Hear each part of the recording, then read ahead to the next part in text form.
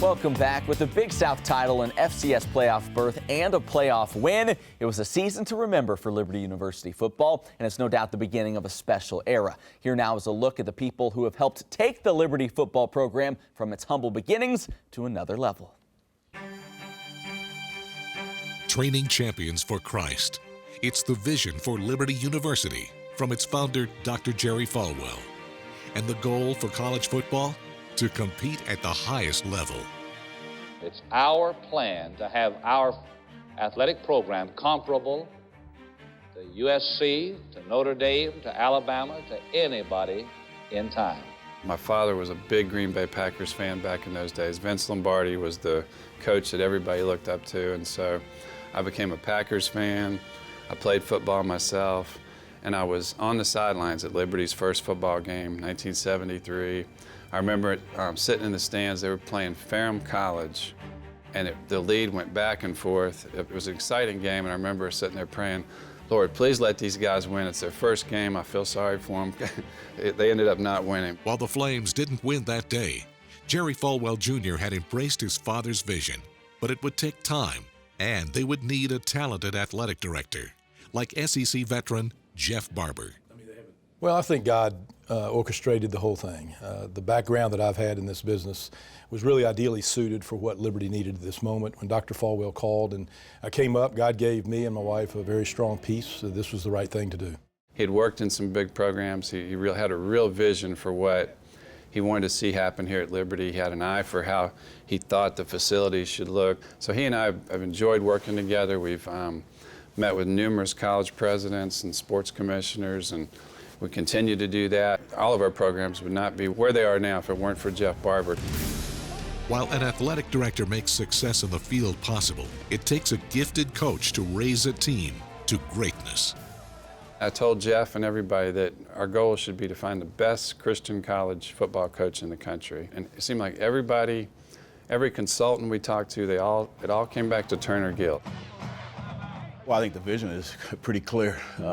You know, you're training champions for Christ, and you start from the Scripture. You start from the Bible.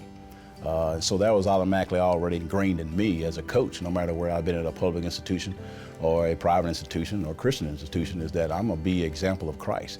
I'm going to always start from where the Bible states how we need to act, how we need to talk, and how we need to go about doing our business.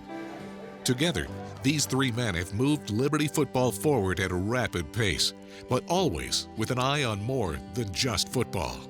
I can freely speak about the Scripture and talk about and give examples of what the Scriptures are stating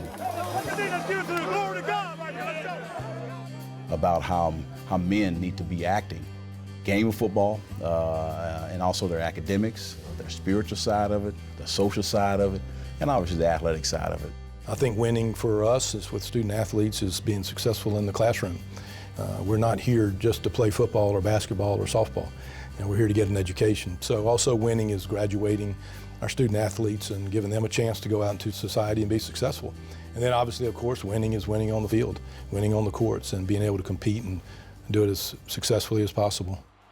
Peterson. And the results of keeping faith and academics first. Breaks a tackle, touchdown. A Big South Conference championship against a #1 opponent. Towards the east end zone here. Alex Catron. Snap good. Spot good. Ball blocked! It's blocked! Liberty wins it! Liberty blocked it! Oh my goodness! The Flames have done it! Liberty wins it! 15-14! Liberty University was rewarded with their first ever postseason FCS playoff game, featuring the high-octane offense of the James Madison Dukes. While they would be tested early, the Liberty Flames would show the heart of a champion and win the day.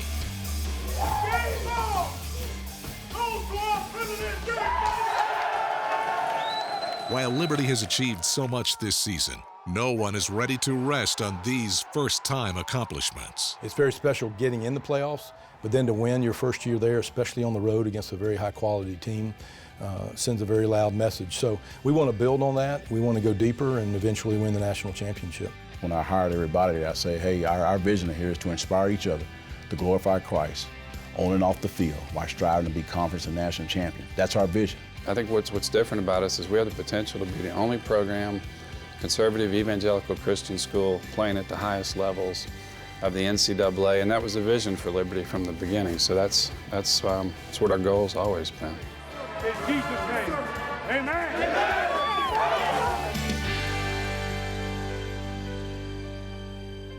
Great to see that old video with Jerry Falwell Sr. and starting to see his dream take shape. Liberty certainly on the rise with what they did this year, and this program has what it takes to compete at the FBS level. It's amazing when you think about just how far they've come in such a short period of time. You hear people talk about them, then you see those pictures and you hear people that were there describe what it was like. It's amazing how far they've come, and I love the fact, too, they're not satisfied. They know they can go a lot further. The future is so bright, it's going to be an exciting time. Absolutely.